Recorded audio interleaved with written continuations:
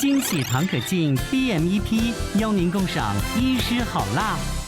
很多观众看到这边的话，可能现在应该血压很高，因为这一集真的头对，晕了。所以还是要先跟大家讲一下，其实七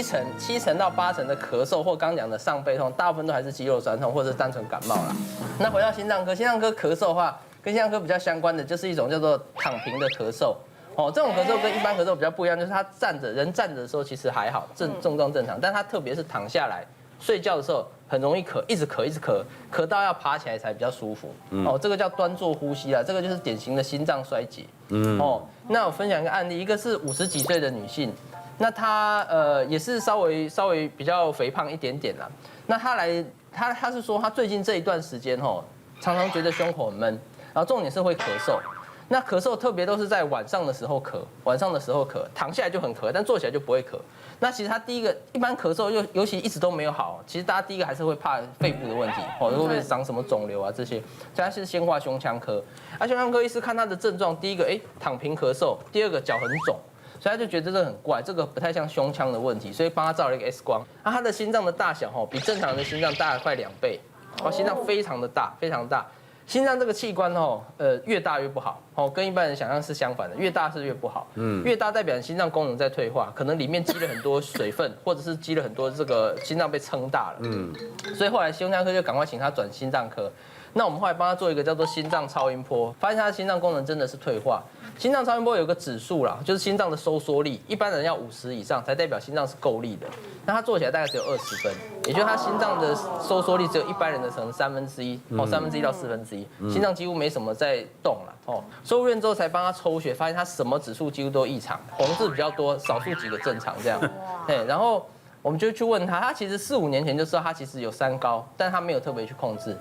那医生有给他开药，他吃一次之后就消失了，就不想再控制。然后这次回来的话，3高都很严重，然后也有心律不整了，心脏也开始弱化了。那心脏为什么会退化？其实就是因为3高没有控制好，所以这边还是强调心脏科重点还是3高控制，避免你将来心脏退化产生心脏衰竭。所以后来他这次的确痛定思痛了。后来我们就帮他做一些处理，他人的喘跟那个咳嗽就改善了。那之后出院也乖乖的，这次就还蛮认真的固定回诊，所以后来回诊之后，他其实任何指数都改善，他也不再会有那种躺下来会咳的情形。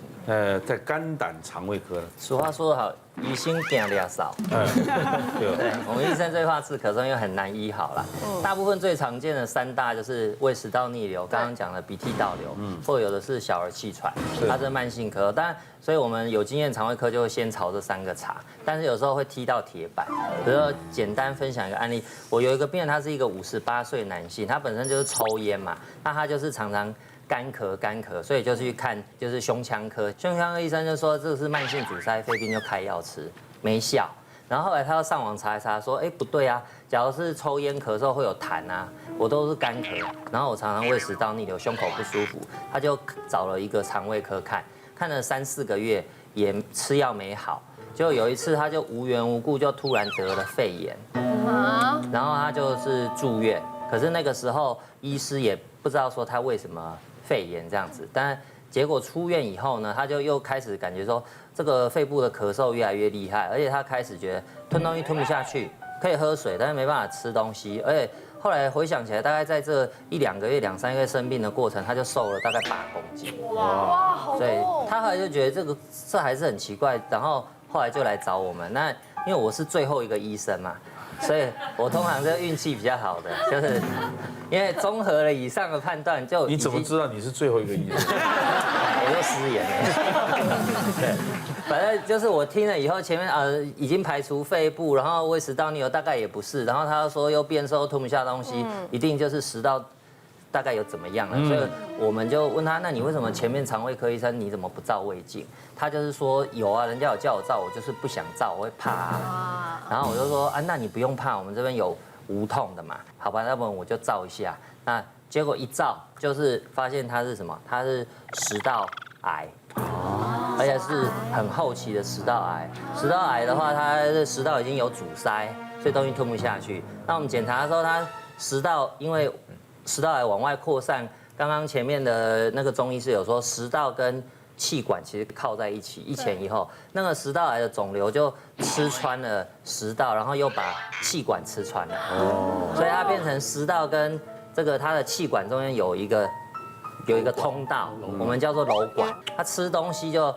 食物就从食道直接跑到肺了，所以它就类似得到一个类似叫吸入型肺炎，可是它其实不是呛到的，他自己也不知道它是怎么回事就肺炎了，所以就是蛮后期的癌症，所以后来就转到医学中心，就要做后续的治疗，就必须要做电疗、化疗，然后它的食道得要放支架去把那个破洞把它挡住，不要让东西一直这样跑到气管这样子，所以他的咳嗽是干咳，没有痰的，所以跟抽烟那些其实没有关系。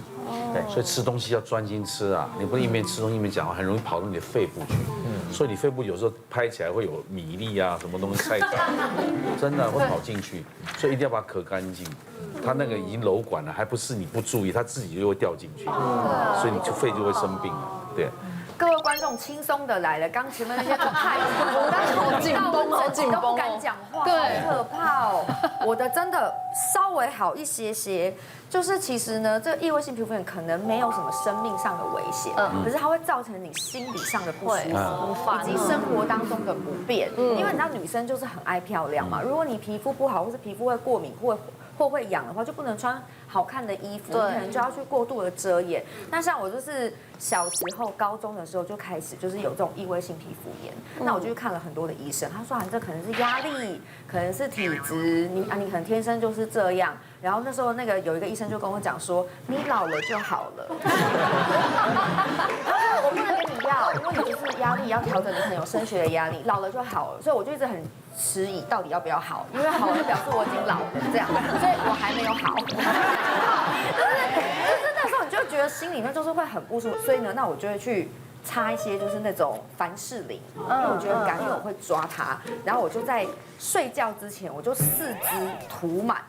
然后这样子可是很难睡，因为你会沾到那个床，对，我就怎么办？裹保鲜膜，我认真，没有办法睡，因为很不舒服。对，然后因为我这样乱弄，它就长得更严重，因为其实它就是没有办法通风嘛。然后再加上就是那时候我就自己去角质，那我想说，那我就买一些去角质的回来用嘛。所以我们这种皮肤就是不能乱去角质，会更刺激。对，我一弄之后更痒，直到我后来我真的是找到这一瓶我人生中的救星。我真的是觉得如果没有它，我大概可能真的都要穿长袖跟长裤。什么？赶快介绍给我们。就是这一瓶，它非常的厉害，看一下，2%水杨酸，而且还是那个美国的保养品牌。然后他们家换了新包装，本来不是长这样的，对，所以大家就是可以看一下它现在新的包装。对，然后它在网络非常非常的红哦，它其实是一个多功能型的保养身体乳，然后它其实是卫福部公告2%的最高浓度的水杨酸的一个身体乳液，它可以帮你去角质，那里面就是有洋甘菊的萃取，然后还有尿囊素，所以它可以在你擦乳液的过程当中，先帮你代谢掉老废的角质。再帮你把保湿成分放进去，所以它等于是双效合一。它就是懒人专用的去角质身体乳。其实大家就很怕说，那这样的乳液会不会很黏腻？因为刚刚讲到保湿，对不对？完全不会。然后因为它其实没有香精，也没有酒精。然后呢，它还有一个双胞胎是10%果酸的，它吸收非常的快，因为像我说的很舒服，摸起来很嫩，对，而且你摸是滑嫩的。因为很多人可能就想说，我去角质就是1个礼拜2次啊，或者是什么的。对，它其实就等于是帮你每天温和的帮你代谢掉老废的角质，它里面还有加维他命 C， 所以它的保湿效果更高之外，它可以让你的就是明亮度再增加，对，它就可以让你可以更亮白。然后而且它其实买很方便，网络其实搜寻一下，他们家太有名了。真的，尤其是夏天到了，我们皮肤的生意又会变好，因为呢要露出来的面积变多了。那有一个病，大家可能你的周遭朋友有。叫做这个毛孔角化症，你可能对这个名词不熟悉，可是你仔细看，假如有人穿无袖，这里有没有鸡皮疙瘩？有，就在手臂这个地方非常常见，而且摸起来一粒一粒的。对，会很像什么那个鸡皮疙瘩，有时候挤还会有一颗白白的。对，有的时候甚至可以挤出白白一颗。以前我们有，现在没有了，为什么？对，这皮肤会退化，对。老了就好了，老了就好了，你就不能说好很多吗？医师会不会聊天啊？你的观察是对的，因为像病人啊，都会问我们说，到底该开心还是难过呢？毛孔角化症什么时候会好？我们就说等你大概50岁以后就会比较好。我们还没好，现在还有。我我解释一下毛孔角化症的原理，在我们的皮肤表面呢，它有一个开口。那毛孔角化症的病人呢，譬如说，我们以这个板子来说好了，这个是皮肤的表面。那当你摸起来粗粗的，大家会做什么事情？拿一包盐巴去搓它，或者是什么果核果粒想到的去搓啊洗，去韩国买什么菜瓜布来刷。那这时候其实你刷到的地方是这个皮肤表面它毛囊稍微露出来一点点的地方，真正容易卡到我们毛孔角化是在毛孔开口的这个里面，它很容易堵塞。所以你那些东西根本进不去啊！说什么什么围珠什么，它根本是没有办法进去的。所以对于医生来讲，我们绝对不会鼓励你用盐巴去搓，或者是说用一些什么菜瓜布去刷洗你的膝盖啊、手肘或者这个毛孔角化的地方。那反而我们会建议就是说，你可以利用一些水杨酸或果酸这一类化学性的代谢角质，它可以真的伸进去毛孔里面，让它温和的代谢，这个才是我们要的。刚刚提到说水杨酸，其实水杨酸对我们的皮肤现在卫福部是规定2%浓度是最高，它是脂溶性的，所以它的渗透吸收效果很好，帮助我们老废角质代谢。那再来呢，这个产品里面呢，它除了这个添加2%的水杨酸，还有添加洋甘菊，还有亮囊素。那像这样2个成分都可以帮助我们的肌肤镇静舒缓。好，那刚刚说那个果酸呢，其实是它的双胞胎兄弟啦，哈。果酸其实是一个水溶性的，那一样可以帮助我们那个老废角质代谢，所以皮肤就会比较摸起来会比较平滑，然后比较没有那个颗粒感。那另外它里面也有加一些维他命 C， 所以那个有一些暗沉的状态也可以跟着一起改善。听了那么多呢，这个有些症状真的不要小看，如果是长时间的重复出现，就要小心，可能是让你意想不到的疾病了。最好的方法就是呢就医检查了。好，谢谢大家。谢谢。